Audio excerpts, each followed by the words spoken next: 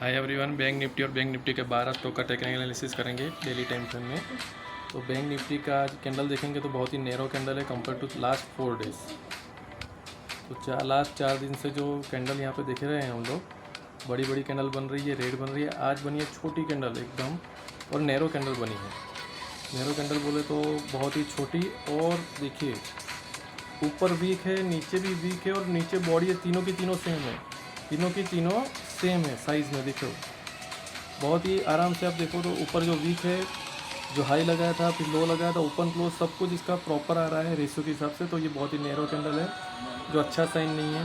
हो सकता है आने वाले दिनों में ये यहाँ तक भी जाए, लेकिन ये ट्रैप करेगा, यहाँ पे गैप फिल करेगा, लो हाई फिर लो लगाएगा। तो यहाँ पे चांसेस कम है अप ट्रेंड जाने के। अप ट्रेंड कब आएगा? यहाँ पे नीचे आया, ऊपर गया, नीचे आया, ऊपर गया, वापस नीचे नहीं गया यहाँ से, तो यहाँ पे ऊपर जाएगा। एज अ टेक्निकल एनालिसिस जो हम ट्रेंड एनालिसिस करते हैं उस हिसाब से यहाँ पे नीचे नहीं जाएगा यहाँ से, तो ही ऊपर जाएगा, वरना यहाँ पे डाउन ट्रेंड आने की बहुत ज़्यादा चांसेस है रेड कैंडल की वजह से। दूसरा, मार्केट सेंटीमेंट भी हो सकता है कि न्यूज़ इंटरनेशनल के हिसाब से अगर पॉजिटिव आई तो यहाँ से हो सकता है कि ये मार्केट सीधा सीधा ऊपर चला जाए। तो अभी बहुत ही ध्यान रखने वाला लेवल जो है वो है यहाँ पे इसका हाई 50,700 के ऊपर अगर जाता है तो 51,200 तक यहाँ पे टारगेट आ सकता है। लेकिन अगर नीचे गया यहीं पे, अगर इसका लो तोड़ता है 50,400, तो लो आ जाएगा 49,600। उससे भी बड़ा लो लगाएगा 49,000, 48,000 तक जा सकता है आने वाले दिनों में। अब हम 12 स्टॉक देखेंगे। तो सबसे पहले एयू बैंक, मैंने बोला था AU small finance bank strong है। क्यों स्ट्रॉन्ग है? क्योंकि मेन उसका डाउन ट्रेंड चल रहा था, बहुत बड़ा डाउन ट्रेंड थी, ऊपर जाने की कोशिश की, फेल हुआ, वापस फेल हुआ, वापस यहाँ पर ब्रेक किया, वापस फेल हुआ, वापस कंसोलिडेशन जोन में ही आ गया है यहाँ पे। बहुत ही अच्छे से ध्यान से देखेंगे तो देखो ये एक जोन बन गया, उसका ब्रेकआउट फेल हो गया, वापस पिछले वाले जोन में ही आ गया है। ये जो पिछला जोन है वही जोन में कंसोलिडेट कर रहा है। तो आने वाले चांसेस ये है कि ऊपर नीचे, ऊपर ऊपर, वापस नीचे, नीचे नहीं जा रहा है, और ऊपर। तो यहाँ पे सेम हो गया, यहाँ पे ये सेम हो गया। तो ये कंसोलिडेशन पैटर्न बन जाएगा आने वाले दिनों में। अगर यहाँ पे ही बेस बना रहा है अच्छा सा, और यहाँ से ब्रेकआउट मिलेगा ऊपर का, तो यहाँ पे बाय बन सकता है ये एक स्टॉक में। बाकी सारे स्टॉक में तो नेगेटिविटी लास्ट वीडियो में हमने देखा था। एक्सिस बैंक में देखते हैं, एक्सिस बैंक नेगेटिव हो गया था, अभी भी नेगेटिव ही है। क्यों नेगेटिव है? क्योंकि उसका जो एक जोन था, सबसे पहले तो मैं बहुत वीडियो में बताया है, ये नीचे का जोन है, ये ऊपर का जोन बन गया है, कंसोलिडेशन जोन बन गया उसका। तो ऊपर के जोन से वापस नीचे की तरफ आ गया है। यहाँ पे बहुत सारे वीक बने थे, अब यहाँ पे रेड कैंडल बना रहा है, नीचे की तरफ जाएगा तो यहाँ पे कंसोलिडेट हो जाएगा। और दूसरा कि यहाँ पे जो वे ब्रेकआउट हुआ था वो भी सही पैटर्न से नहीं हुआ था, और वो सस्टेन भी नहीं किया, वापस नीचे आ गया है। तो अगर यहाँ पे बाय बन सकता है, अगर बैंक निफ्टी पॉजिटिव हो जाए और यहाँ पे भी एक अच्छा पॉजिटिव साइन मिल जाए तो, वरना अभी यहाँ पे कोई बाय नहीं बनेगा। अभी कोई पैटर्न नहीं है यहाँ पे, इसलिए यहाँ पे कोई बाय नहीं बनेगा। बंधन बैंक मेन उसका नेगेटिव ट्रेंड चल रहा था, ये पूरा उसका नेगेटिव ट्रेंड है। यहाँ पे ब्रेकआउट फेल हुआ, वापस यहाँ पे ट्राई किया, वापस ट्राई किया, यहाँ पे भी फेल हुआ, वापस नीचे आया, यहाँ पे वापस ट्राई किया है, लेकिन हाई लगाया, लेकिन वापस फेल हो गया, नीचे आया, यहाँ पे गैप भी है। तो इस बार अगर यहाँ पे अच्छी सी कंसोलिडेशन हो जाए, या यहाँ पे कंसोलिडेशन हो जाए, तो ये अच्छा पॉजिटिव बनेगा। वरना अभी का जो ये हाई कैंडल बन रही है, देखो लगातार रेड कैंडल और नीचे की तरफ की बन रही है, तो अभी यहाँ पे कोई भी श्योर एंट्री नहीं है। 100% श्योर एंट्री कब मिलेगी? जब ये गैप और यहाँ पे आके कोई अच्छा सा पैटर्न बनाए और उसका ब्रेकआउट मिले, तभी बनेगी, वरना अभी यहाँ पे नहीं बनेगी। बैंक ऑफ बड़ौदा अच्छा पॉजिटिव साइन में बन रहा है वापस। मेन इसका कंसोलिडेशन है, यहाँ से नीचे नहीं जा रहा है, यहाँ से ऊपर नहीं जा रहा है। यहाँ पे ये कंसोलिडेशन ब्रेक हुआ था नीचे की तरफ का, हो सकता है ये ट्रैप भी हो। मेन अभी क्या हो गया है, यहाँ पे ट्रेंड नेगेटिव हो गया है, लोअर लो लगा रहा है।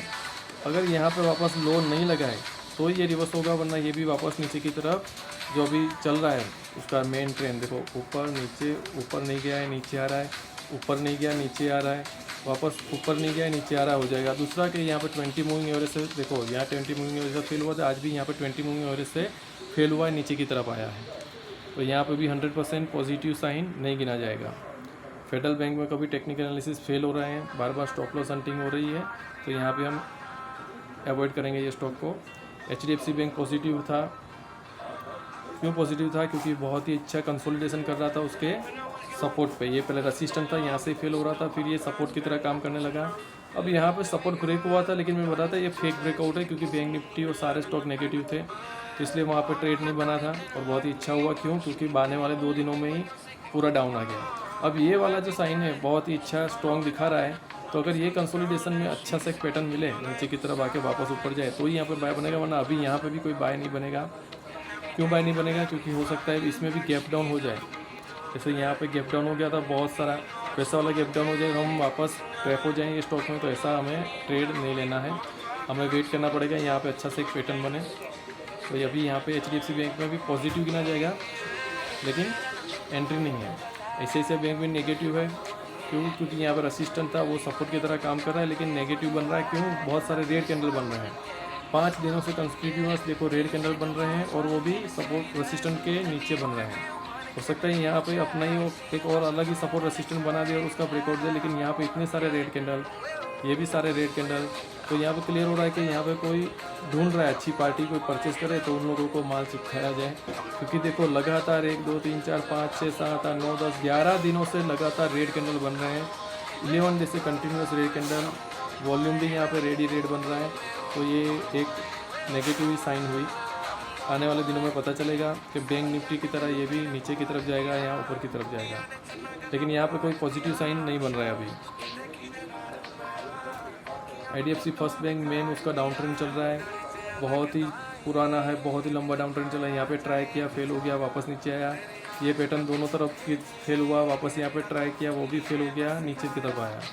अब जो पुराना सपोर्ट था यहाँ पे, वो भी फेल हो गया, नीचे की तरफ आया, वापस नीचे। तो ये नीचे का ट्रेंड चालू हो गया है। अब यहाँ पे ऐसे डबल बॉटम बना है, तो ही यहाँ पे बैक होगा, वरना यहाँ पे भी अभी कोई पॉजिटिव साइन नहीं है IDFC फर्स्ट बैंक में। इंडसइंड बैंक नेगेटिव हो गया है। क्यों नेगेटिव हो गया है? मेन उसका पुराना यहाँ पे कंसोलिडेशन जोन है, ये नया वाला कंसोलिडेशन जोन है, यहाँ पे ब्रेकआउट फेल हो गया था, ये कंसोलिडेशन जोन है।